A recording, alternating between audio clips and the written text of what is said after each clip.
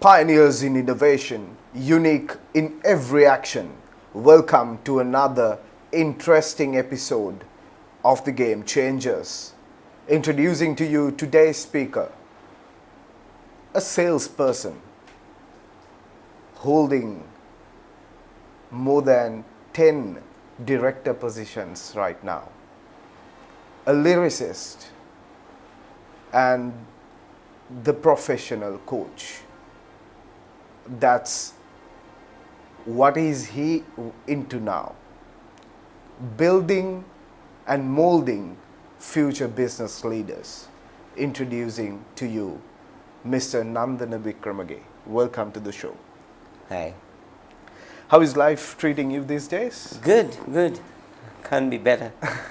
So let's to begin. It would be nice to listen to your story. How was your childhood and your school, your parents? Well, I come from a family of three. My two brothers and myself, siblings. And my parents were education. My father was education officer. Firstly, a principal, school teacher, principal, education officer. Then my mother was a teacher. And since they were government teachers, they had to be transferred all over the country. So they felt the best for us is to put us in a hostel. So the three of us were brought up in Trinity College hostel. While in school, it was more play than study, as usual, we were used to doing a lot of sports, and the least was the education side of it. But if you look at my dream in school, I wanted to be a sportsman, and I wanted to go for Olympics, and that was it.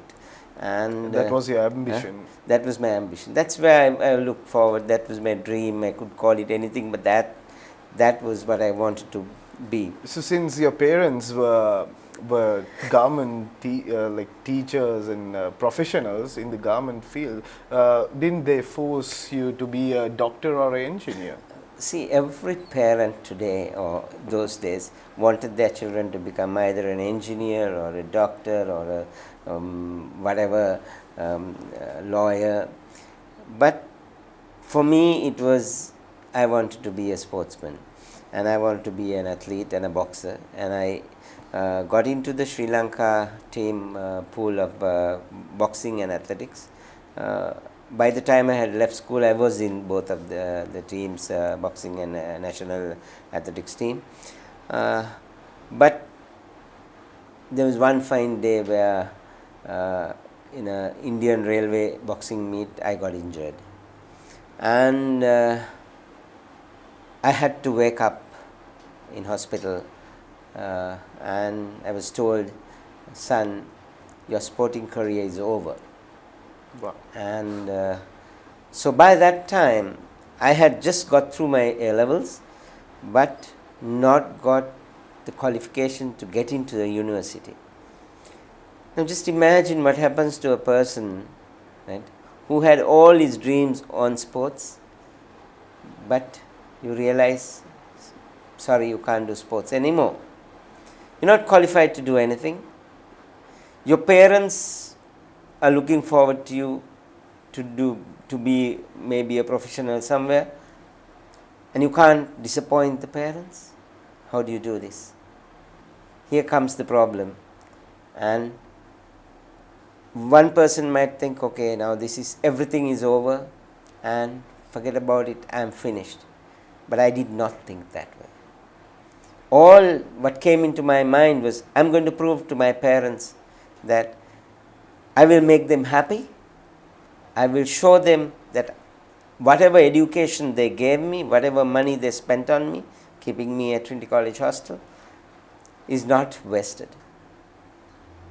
So I started my career way down as a sales representative. All right, Mr. Wickramage, talking about sports, how much did it influence you to be who you are today? I think everything is that. It taught me how to be a winner. It taught me how to be a loser. And it taught me how to be in a team. And especially being in the hostel taught me how important my colleagues are, my friends are, people around me are. Do you think that sports background, that we eat together, we drink together when we are in sports teams, do like do we lack those in the corporate world now? Like people who are in that caliber. Of course, if you look at the successful teams, they have all those things. They are together, they eat together, they drink together, they play together, they win together, they lose together. The unsuccessful teams are individuals. So I would say, as a leader today, I always look at building teams which are together, think together, run together. And that is what has made my career successful, because I wouldn't put my success to me itself. I would put it to the entire team. Wherever I have been in many companies, I would put it to each and every individual who have been in my team. They have supported me to get to where I am today. I understand. Whom do you owe your success to? As I said, firstly my parents. Whatever said and done, they have taught me that I need to be a team player. They have taught me. They have taught me you have to do good to the people around you. They have taught me that I need to have gratitude. Today they are not living. They did not live to see my success to this extent, but I am sure they are watching from somewhere. I believe in that, and I owe it to them, but not only to them. I feel every company which gave me the opportunity, even as a sales representative or as a board director, whoever who gave me that opportunity, I owe it to them. Every team member who's been with me, they have given some support to me to get here. If they didn't cooperate, I wouldn't have been here. So I owe it to all of them. That's interesting to listen to. Any role models that you have had in your life? Well, I have a lot of role models and I cannot mention one.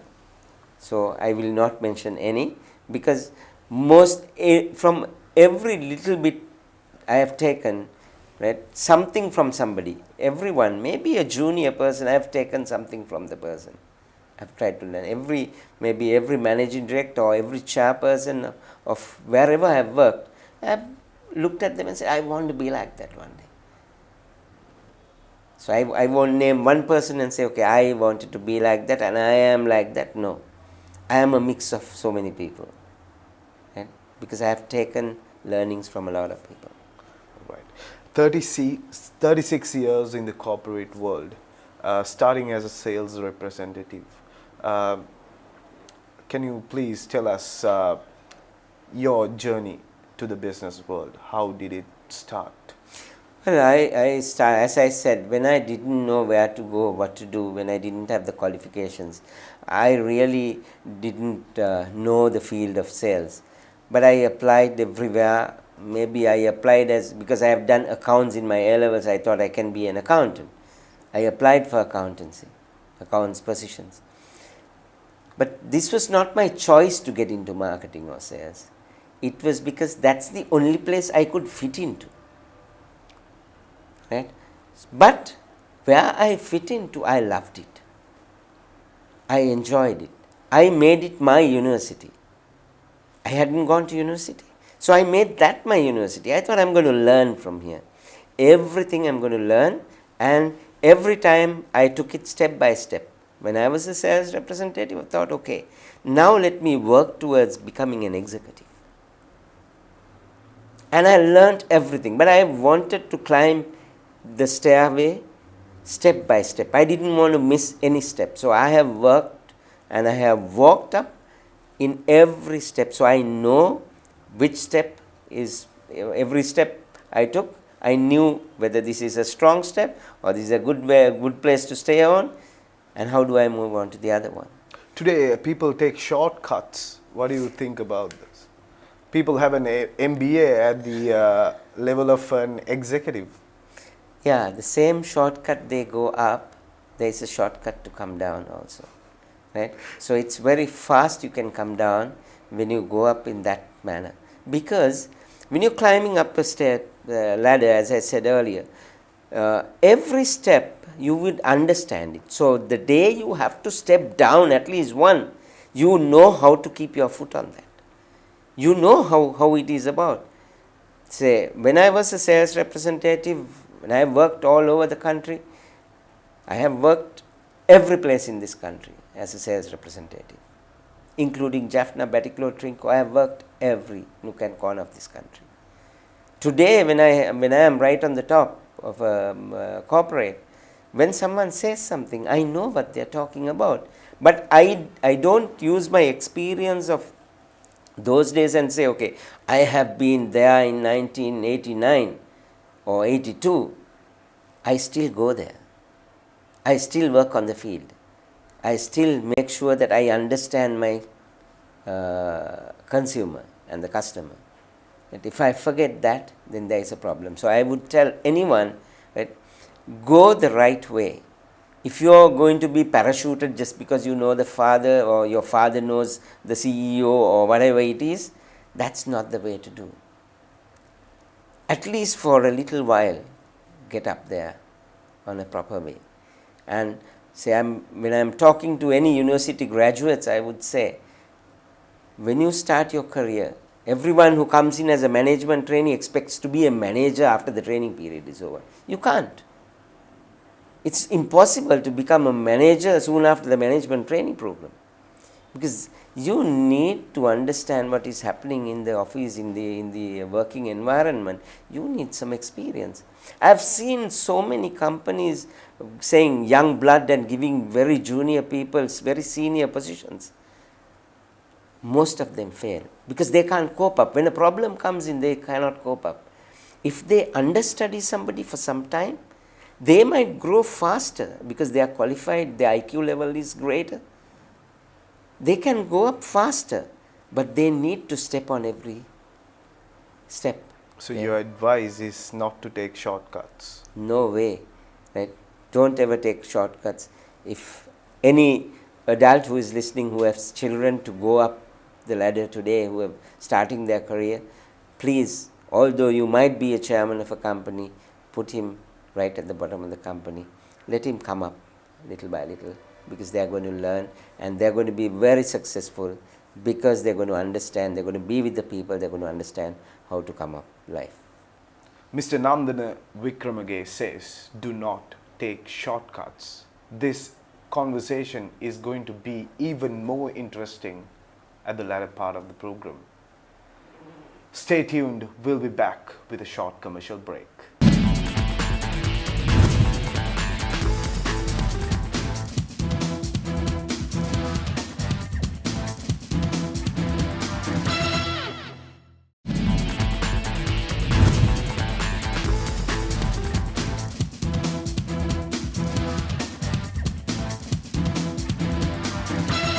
You're back watching the Game Changers on our television. Joining us today is Mr. Nandana Wickramage. You have been working throughout 36 years. So you have made loss-making companies to global giants, who award-winning companies and brands. How is the experience and the feel that you get? A small correction there. It's not me who have done it, right? It is a team, as I said earlier. And I was a part of that team who's made it successful. So I've been privileged, I think, to be in so many teams which has been champions. So I have been most of the times I've been a leader in that team. So people talk to me and say, okay, you've made it successful. Yeah, I was a part of it, right? So I will have to give the credit, and I will love to give the credit to all of them who were with me, starting from, if you even take brand like Kiehl's, right? I was the first sales representative at Kiehl's, and I left when we were market leader. If you look at Medoli, I've taken it together with my team to market leadership. Take Eslon, I took leadership in Eslon when Eslon was not the market leader. It was a very small brand, and there were so many other players in the market who were leading, and I managed to take it to the leadership position with the team, with the support of the team. Even Cargill's Food City was the same story. Came to CBL in the year 2000 when Manchi was at a 23% or less than 20% market share. Richbury had 4% market share, Lankasoy had 15% market share, and today all of them are market leaders. And being able to work with people, I think that's a key factor of myself, where I'm able to drive a force to leadership. Some of the challenges that you faced while taking these big brands, like making these brands big brands. See, it is when you look at every step in life is a challenge, because where I am today or where you are today is not what is tomorrow. It's a difference. So you need to face that change. You should be able to face that change positively. So it's, I would say everything is a challenge, but how you look at it positively and say, okay, this challenge is going to be good for me, because it's going to provide me the opportunity to take another step forward. And if I can drill that down into every team member's heart, then we can achieve. Right. If I make a statement saying that never give up, how powerful is that statement? Well, I think that's something which I work on, that I never give up.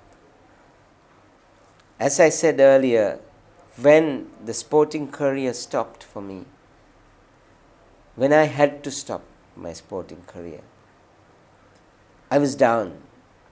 For a moment, I was really down. Where the dream was the Olympic medal. Yeah, the dream really was, I want to bring a medal to Sri Lanka. I want to be, okay, if someone says he doesn't, where no one wants appreciation, I wouldn't agree to it. Every individual in this world needs appreciation, loves appreciation, and that motivates. Even you check your puppy out, it is how you train the puppy is also by appreciating the puppy, whatever he does, the good things. Same way with me. I'm a human being. I love to be appreciated. And that appreciation would have really motivated me to wanting to be some champion. But I didn't give up just because my sporting career finished. You know it. You're a champion already now. Yeah, I've been able to bring world championship medals to Sri Lanka in my field.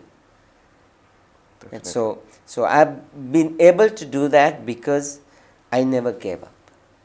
So answering your question, never give up. Yes, I would tell any individual, don't give up. If you have a dream, maybe it might not be the exact thing that you want to achieve, but you can take it in another way. As I said, I wanted to bring an Olympic medal, but I didn't. But I brought something else. That was not one, but many marketing field and leadership medals I brought into this country. And that was for me, and I was appreciated for it. And when people really appreciate me, I am happy. I get more motivated. I want to achieve further. I think I have a question. I think you are the ideal person to answer this about SWOT analysis. When we talk about strengths, weaknesses, opportunities, and threats when it comes to the business world, we see a lot of businesses close down in 1 or 2 years. I think this is the place where people miss, and you being behind big brands who are like leading the Sri Lankan market right now, what is your thought on SWOT analysis and how should it be? Yeah, see, SWOT analysis, if you take it theoretically, and if you say for business you need a SWOT, it's not only for business you need a SWOT. For your life you need a SWOT. You can name it anything with the SWOT or your capabilities or whatever. But even for your life you need to understand what you can do, what you are best at doing. What are the opportunities around you? What options do you have? If you don't know that, you can't do. What threats can come into you when you're doing that? Say, if you want to be a sportsman, you need to understand whether, if you want to be a boxer, you need to understand whether, yeah, of course, do I have my reach properly? Am I a fast mover? Those are strengths. If you don't have that, then you develop it. If you just say, okay, I don't have that strength, I can't do that. No, don't give up. You can develop it. You can definitely see, okay, I need to develop my strengths. I want to wipe out my weaknesses. So weaknesses are there. I had a weakness in my professional career. I couldn't talk properly. I couldn't go in front of a crowd and talk. I had butterflies in my stomach. But I started going and talking alone, going and talking to walls, shouting, talking loud. And I learned how to do it. I trained myself. So without doing that, even for a brand or a company, you need to understand what you can do better and what your strengths and what your weaknesses are, what opportunities are out there in the marketplace, what threats can come in. If you don't understand that, you can't do it. So this is a basic thing. I understand. Not only for a business, but for every individual. It's needed. And also, since we talk about the SWOT, I also wanted to ask you about the STP, the segmentation, targeting, and positioning. When it comes to businesses, we see a lot of youth watch this program. So, for them to startups, and there are a lot of startups watching this, entrepreneurs, future business leaders in Sri Lanka. So, your message to them. About segmentation, targeting, and positioning. Gibran, I would say if you want to do a business, then you need to understand who your customer is. That we call this understanding consumer psychology. Now, some people want to do a business to a particular market, particular segment of the market, without knowing how they live, without knowing what they are. Now, that's what happens to most of the multinational companies, and if you just parachute somebody from somewhere and say, okay, he is a marketing guru, so he can really do things. He has done very well in India, he has done very well in Bhutan, he has done very well in Pakistan. So you bring the person and say, okay, he is going to drive this market. He doesn't understand that the people in Batticaloa talk a different Tamil to a person in Jaffna. Or a person in Colombo talk a different Sinhalese to a person in Southern. And you need to understand them. Their lifestyles are different. Their behavioral patterns are different. So therefore, I would say the answer to your question is understanding the consumer is key. Understanding who your consumer. So consumer psychology is the key thing. Now somebody told me they are introducing the latest P. And say earlier there was 4 P's, and they said, okay, latest P is the psychology as the latest P. So I asked them, have you forgotten, or has Kotler forgotten that there is psychology? No.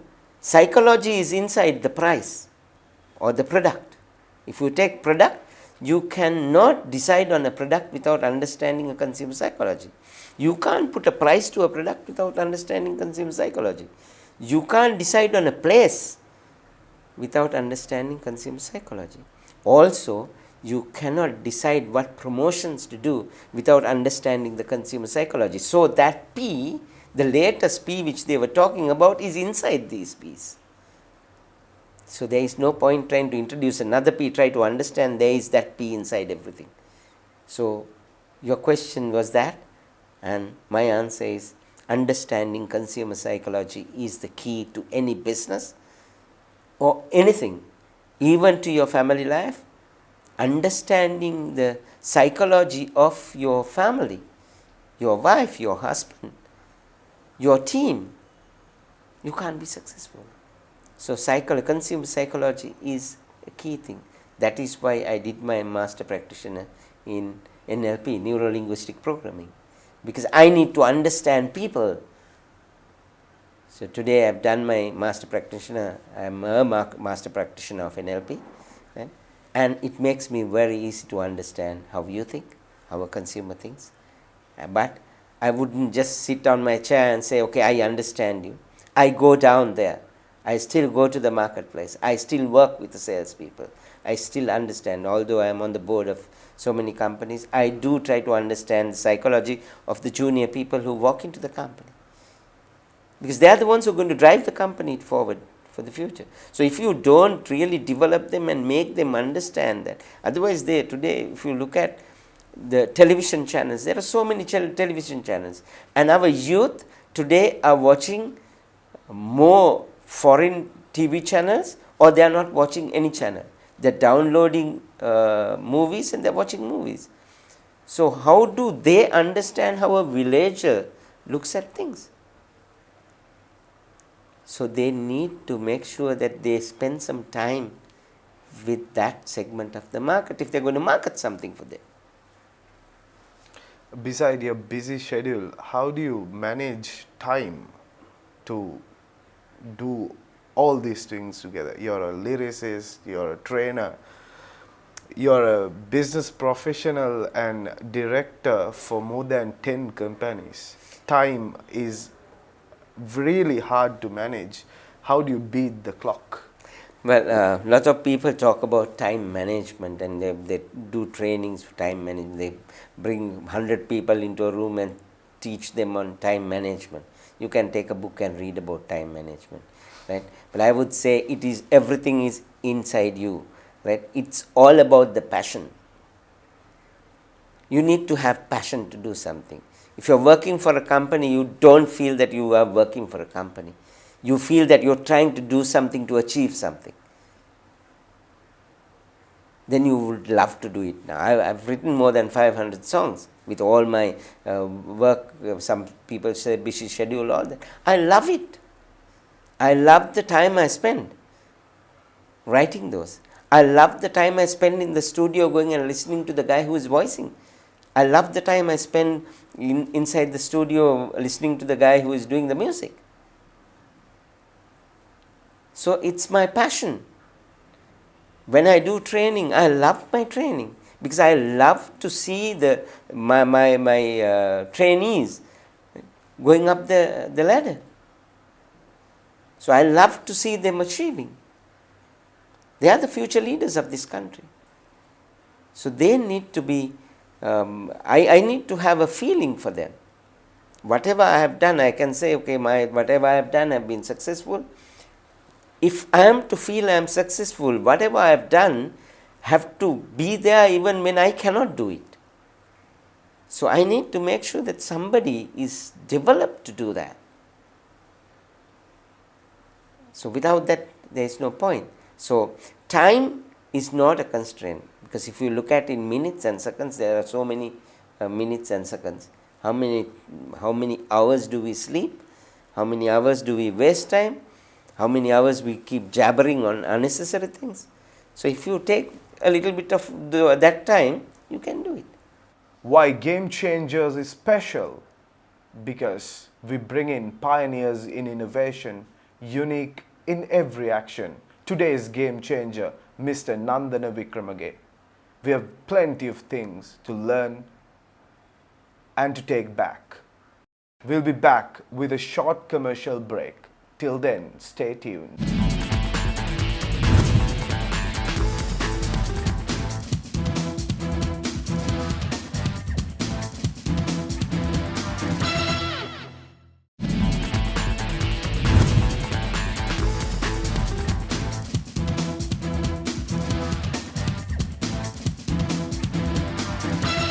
Welcome back. You're with the third segment on the Game Changers. Today's guest is known as a practical coach internationally and specialized in visualization, if I'm not mistaken. Why are you called as a practical coach? Yeah, this is my title goes as the practical coach, and that's because I move out of theory and I talk a lot on practical side of it. When I take a trainee, I will make sure that the trainee, say for instance, if it is for presentation skills, by the end of the program, I will make sure that the person is a good presenter. If I take the person in for a personal development plan, by the end of the program, the personal development plan has been done and the person would start working on it. So, it is the practical aspect, it is not the theoretical side I have coached. And this is done through visualization. Right? And basically, if you look at anyone who wants to do something, you got to believe in it. A person has to believe in it. And only when you believe in it, you would plan for it. And if you plan for it, then you got to visualize. If you don't visualize, you will never ever want to achieve it. Why? You have to associate yourself with that victory before you win. You ask any winner, any champion, they would say, I saw myself with the medal before I won. That's called visualization. And if you develop people to be good visualizers, they will be good achievers because you enjoy that moment of achievement before achieving, so you want to achieve it. So practically what I do is as a NLP trainer, a master practitioner of NLP, I drive people to visualize. I make people visualize their future. Even a company future, that's why it is successful. Someone would have thought a particular brand would have never achieved market leadership, but it has. Every brand I have touched has become market leaders. It's not because of me. It's because I've been able to give that visualization to the entire team. So the entire team has visualized that victory with me and gone along with me and achieved it. So as a practical coach, I am able to do that. The practical coach, the term itself defines the depth of the individual who is doing it. So I think this question will be very comfortable for you to answer because you deal with a lot of students and a lot of people learn from you. Today, the new generation or the next generation of business leaders are feeling uncomfortable in choosing their careers. So what is your point for them to choose their right career? See, I would go back to the initial stages of this conversation. Please choose something you have a passion in. That's what I would tell any youngster. If you don't have the passion to do something, don't select that. Make sure that you have a liking to do that.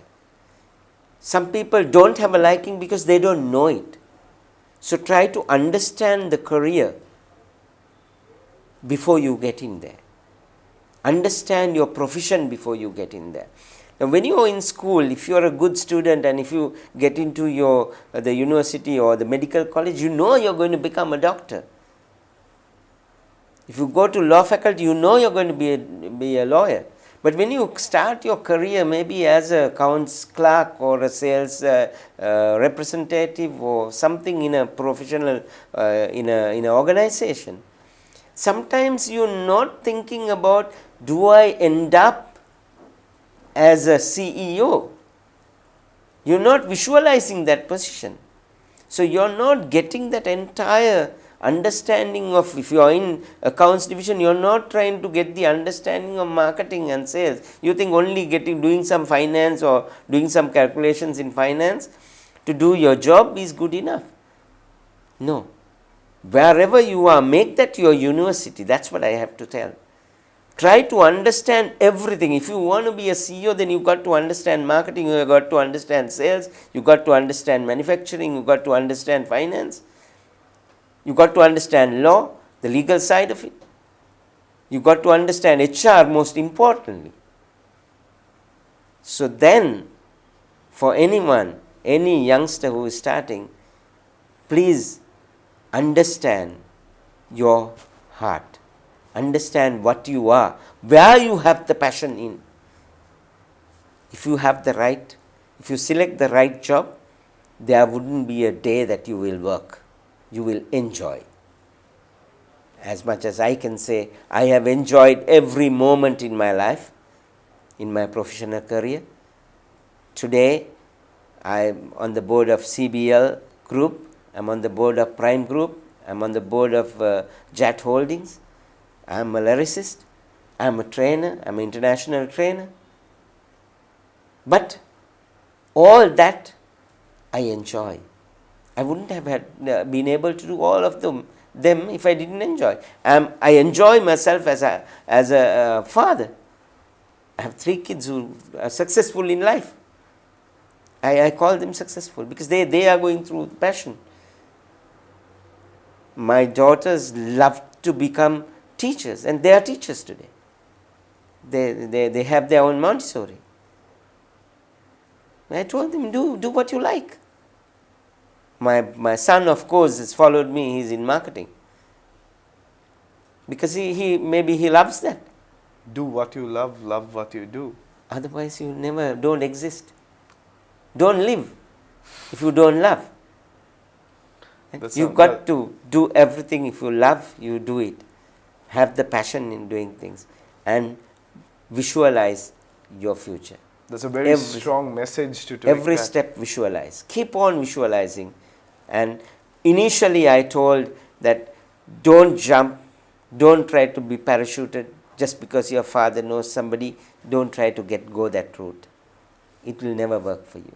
Because someday in life, please remember, I am not trying to put down the youth. I am saying the youth can, because they are more capable than we are. They can be better people than we are. But spend a little bit of time trying to gather experience. Experience is what counts. Get that experience. Then your IQ level, you're high in your IQ because you have understood today's technology. They know it better than us. You must allow them to take it. We have to give them to do it.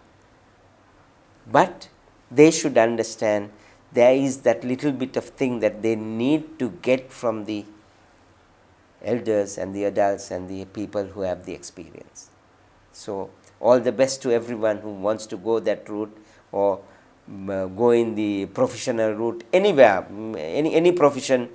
Please make sure that you start from the bottom, learn the bottom. Even if you inherit your parents' business, just get in there, spend some time at the bottom,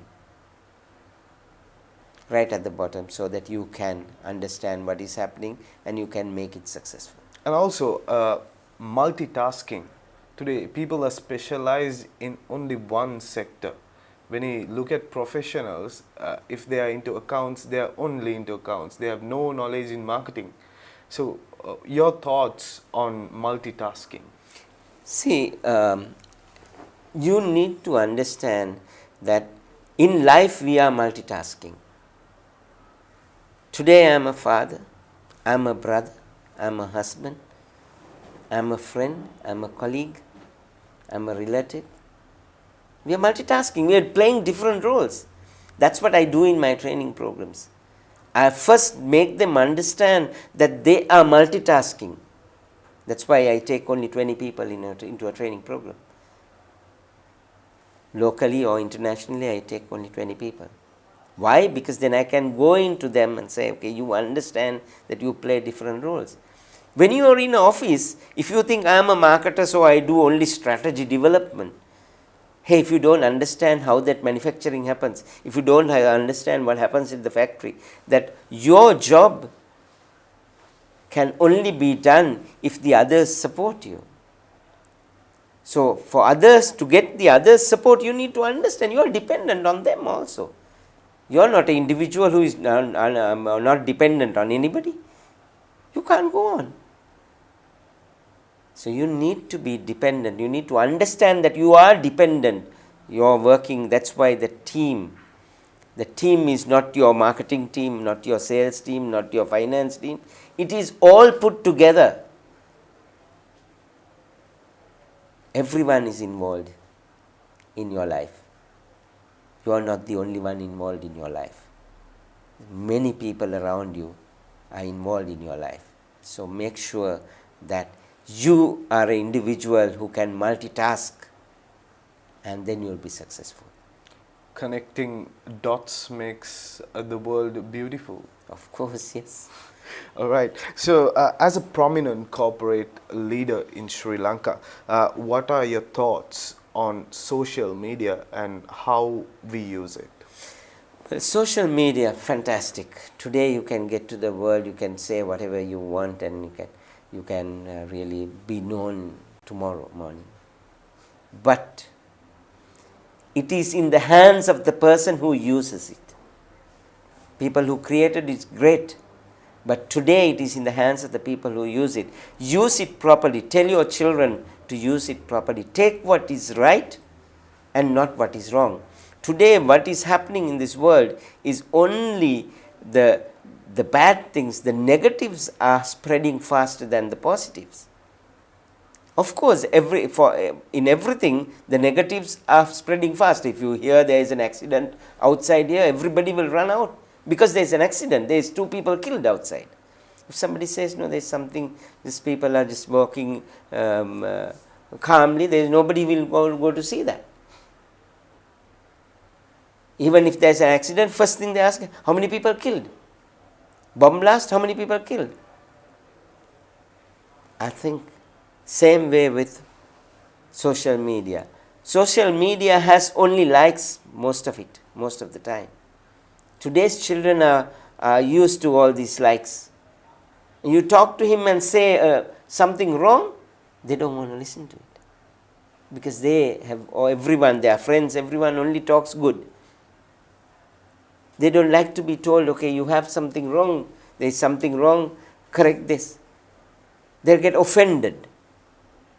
This person told me this, I'm offended. Why? Because internationally people get offended for that. It is in the hands of the user. Put it into your mind that you're going to take out what is right for you, what you need to improve your life. Keep that vision, right? That visualization, what you saw, where you're going to end up. From that point, look behind. If you look from where you visualize, say you want to achieve, you want to be a champion, go become that champion, get that trophy into your hand, and look back and say how much of practice I needed to get there. How much of practice do I need to get there? How much of learning I need to get? How much of consumer understanding do I need to get to become the world's greatest marketer? That's why we have Mr. Nandana Wickramage here today to talk to you all how much we have learned throughout this program. And one more thing that I wanted to ask, that you are practicing and you are into this a lot more than we see in the business world today, corporate social responsibility? How powerful is it and how are we using it? See, we all live in this world. So, as there are so many people who live in this world, not for any of their fault, they are suffering. Maybe because the children have lost their parents when they were small and no one to look after them. Maybe villages who don't have proper drinking water facility. Maybe schools which don't have the right facility in those schools. If you don't support them,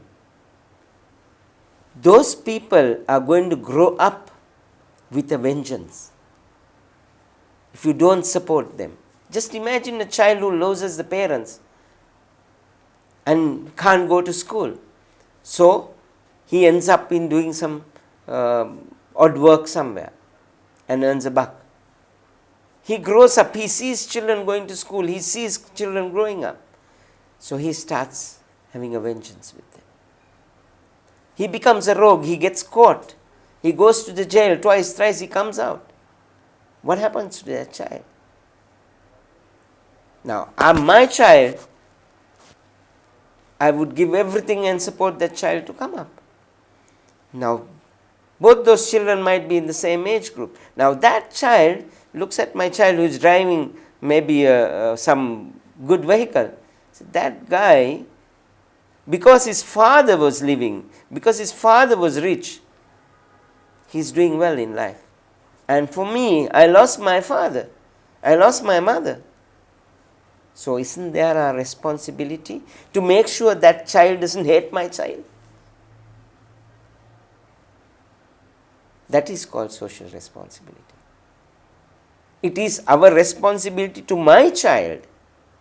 If I support some more children, if everyone looked at and support other children and send them to school, they'll come up. As a corporate, if you look at, we say we have the best quality products. We are doing the international standard, but we need to have children who appreciate that. We need to have people growing up who appreciate quality more and more, who can afford quality more and more. So for that, we need to make sure that we have a responsibility to make sure that these people also come up. That's why CBL has so much of Manchi Tikiri Shishyadara, Manchi Samagra Gamata Sarana, Prime as Mapiya Kadal. There are parents today who don't have any children looking after them. It's our responsibility. They are our parents. They have done something for us to be here today, So let's support them. We have to look after the resources of this country. So if we don't do that, there is a problem. So it's not about people, but about the planet also. CSR is all about making sure that the future is great for everyone. I wish I had more time to ask all the questions which is coming into my mind, but time doesn't permit. What is your message to 21 million hearts out there in Sri Lanka? So my message, not only to the 21 million hearts out there, the Sri Lankans, my message to the whole world is, if you want to be successful, dream of happiness, visualize that happy moment and work towards that happy moment. If you are going to achieve that happy moment, you are making sure that everybody around you are also happy. You can only be happy if everyone around you becomes happy. So you are a part of that everyone around you. You are one person. So visualize that happiness, you can get in there. That's my message. Mr. Nandana Wickramage, thank you very much for sparing your valuable time on the Game Changers. It was a pleasure having you here, and we wish you all the very best with your future endeavors. Thank you very much. Thank you, RTV, for inviting me. And more than all, thank you, Gibran. Thank you very much. It's a pleasure having you here today on the Game Changers. We'll be back next week with another interesting and exciting episode on the Game Changers. Till then, goodbye.